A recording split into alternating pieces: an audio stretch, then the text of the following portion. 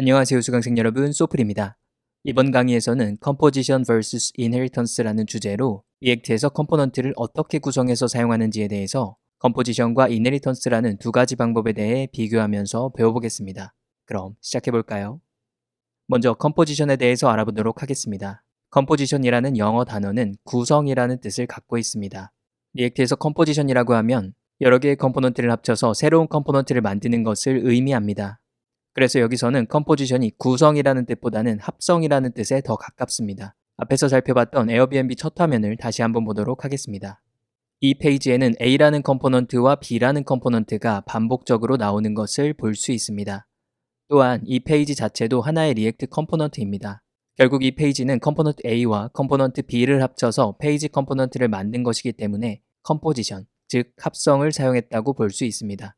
리액트로 개발하다 보면 이처럼 여러 개의 컴포넌트를 합쳐서 새로운 컴포넌트를 만드는 일이 굉장히 많습니다. 그래서 컴포지션은 리액트 전반에 걸쳐서 굉장히 많이 사용되는 방법이기 때문에 잘 알고 있는 것이 좋습니다. 컴포지션이라고 해서 무작정 그냥 컴포넌트들을 붙이는 것이 아니라 여러 개의 컴포넌트들을 어떻게 조합할 것인가에 대한 고민이 필요합니다. 조합 방법에 따라 컴포지션의 사용 기법이 나뉘는데 대표적인 컴포지션 사용 기법에 대해서 하나씩 배워보도록 하겠습니다. 먼저 첫 번째 컴포지션 방법은 컨테인먼트입니다. 컨테인먼트라는 영어 단어는 방지, 견제라는 뜻을 갖고 있습니다. 하지만 여기에서는 컨테인의 의미가 조금 더 강하다고 할 수 있습니다. 영어 단어 컨테인은 안에 담다, 포함하다라는 뜻을 갖고 있습니다. 그래서 컨테인먼트는 하위 컴포넌트를 포함하는 형태의 합성 방법이라고 이해하면 됩니다. 보통 사이드바나 다이얼로그 같은 박스 형태의 컴포넌트는 자신의 하위 컴포넌트를 미리 알 수 없습니다. 예를 들어 동일한 사이드바 컴포넌트를 사용하는 두 개의 쇼핑몰이 있다고 가정해 보겠습니다. 하나의 쇼핑몰에는 의류와 관련된 메뉴가 8개 들어있고 다른 쇼핑몰에는 식료품과 관련된 메뉴가 10개 존재합니다. 사이드바 컴포넌트 입장에서는 자신의 하위 컴포넌트로 어떤 것들이 올지 알 수 없겠죠? 해당 컴포넌트를 사용하는 개발자가 어떤 것을 넣느냐에 따라 하위 컴포넌트가 달라지기 때문입니다. 그렇기 때문에 이런 경우에는 컨테인먼트 방법을 사용하여 컴포지션을 사용하게 됩니다. 컨테인먼트를 사용하는 방법은 리액트 컴포넌트의 프롭스에 기본적으로 들어있는 children 속성을 사용하면 됩니다. 이 예제 코드를 한번 보겠습니다. 이 코드에는 fancy border라는 굉장히 간단한 컴포넌트가 나옵니다. props.children을 사용하면 해당 컴포넌트의 하위 컴포넌트가 모두 children으로 들어오게 됩니다. children이라는 프롭은 개발자가 직접 넣어주는 것이 아니라 리액트에서 기본적으로 제공해주는 것입니다. 기억력이 좋은 분들이라면 아마 눈치챘을 거라 생각하는데 앞에서 리액트의 create element 함수에 대해서 배울 때 다음과 같은 형태로 호출했었습니다. 여기에서 세 번째에 들어가는 파라미터가 바로 children입니다. children이 배열로 되어 있는 이유는 여러 개의 하위 컴포넌트를 가질 수 있기 때문입니다. 결과적으로 fancy border 컴포넌트는 자신의 하위 컴포넌트를 모두 포함하여 예쁜 테두리로 감싸주는 컴포넌트가 됩니다. 실제로 fancy border 컴포넌트를 사용하는 예제를 볼까요? 이 코드에서는 웰컴 다이얼로그라는 컴포넌트가 나오고 여기에서 fancy border 컴포넌트를 사용하고 있습니다. fancy border 컴포넌트로 감싸진 부분 안에는 h1 태그와 p 태그 이렇게 두 개의 태그가 들어가 있습니다. 이 두 개의 태그는 모두 fancy border 컴포넌트의 children이라는 이름의 props로 전달됩니다. 결과적으로 파란색의 테두리로 모두 감싸지는 결과가 나오겠죠. 리액트에서는 하위 컴포넌트를 props.children으로 하나로 모아서 제공해줍니다. 그렇다면 여러 개의 children 집합이 필요한 경우는 어떻게 해야 할까요? 이런 경우에는 별도로 props를 정의해서 각각 원하는 컴포넌트를 넣어주면 됩니다. 예제 코드를 한번 보겠습니다. 먼저 이 코드에는 화면을 왼쪽과 오른쪽으로 분할해서 보여주는 split pane이라는 컴포넌트가 있습니다. 그리고 아래쪽에 나와 있는 앱 컴포넌트에서는 이 split pane 컴포넌트를 사용하고 있는데 여기에서 left, right라는 두 개의 props를 정의하여 그 안에 각각 다른 컴포넌트를 넣어주고 있습니다. 스플릿 페인에서는 이 레프트, 라이트를 props로 받게 되고 각각 화면의 왼쪽과 오른쪽에 분리해서 렌더링하게 됩니다. 이처럼 여러 개의 children 집합이 필요한 경우에는 별도의 props를 정의해서 사용하면 됩니다. 지금까지 살펴본 것처럼 props.children이나 직접 정의한 props를 이용하여 하위 컴포넌트를 포함하는 형태로 합성하는 방법을 containment라고 합니다. 다음으로 배워볼 합성 방법은 specialization입니다. 영어 단어 specialization은 전문화, 특수화라는 뜻을 갖고 있습니다. 스페셜라이제이션이라는 것의 의미가 어렵게 느껴질 수도 있는데 한 가지 예를 들어서 설명해 보도록 하겠습니다.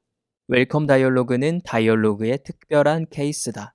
다이얼로그라는 것은 굉장히 범용적인 의미를 갖고 있습니다. 모든 종류의 다이얼로그를 다 포함하는 개념이라고 볼 수 있죠. 반면에 웰컴 다이얼로그는 누군가를 반기기 위한 다이얼로그라고 볼 수 있습니다. 범용적인 의미가 아니라 좀 더 구체화된 것이죠. 이처럼 범용적인 개념을 구별이 되게 구체화하는 것을 스페셜라이제이션이라고 합니다. 객체지향에 대해서 배운 분들은 알고 있겠지만 기존의 객체지향 언어에서는 상속을 사용하여 스페셜라이제이션을 구현합니다. 하지만 리액트에서는 합성을 사용하여 스페셜라이제이션을 구현하게 됩니다. 예제 코드를 보면서 자세히 설명하도록 하겠습니다. 이 코드에는 먼저 다이얼로그라는 범용적인 의미를 가진 컴포넌트가 나옵니다. 그리고 이 다이얼로그 컴포넌트를 사용하는 웰컴 다이얼로그 컴포넌트가 나옵니다. 다이얼로그 컴포넌트에는 타이틀과 메시지라는 두 가지 프롭스를 갖고 있는데 각각 다이얼로그에 나오는 제목과 메시지를 의미합니다. 그래서 제목과 메시지를 어떻게 사용하느냐에 따라서 경고 다이얼로그가 될 수도 있고 인사말 다이얼로그가 될 수도 있습니다. 웰컴 다이얼로그 컴포넌트는 제목을 어서오세요라고 짓고 사이트에 접속한 사용자에게 인사말을 하는 다이얼로그를 만들었습니다. 지금까지 살펴본 것처럼 스페셜라이제이션은 범용적으로 쓸 수 있는 컴포넌트를 만들어 놓고 이를 특수화시켜서 컴포넌트를 사용하는 컴포지션 방법입니다. 자, 그렇다면 컨테인먼트와 스페셜라이제이션을 같이 사용하려면 어떻게 해야 할까요? 일단 떠오르는 아이디어로는 컨테인먼트를 위해서 props.children을 사용하고 스페셜라이제이션을 위해 직접 정의한 props를 사용하면 될 것 같습니다. 예제 코드를 보면서 자세히 알아보도록 하겠습니다.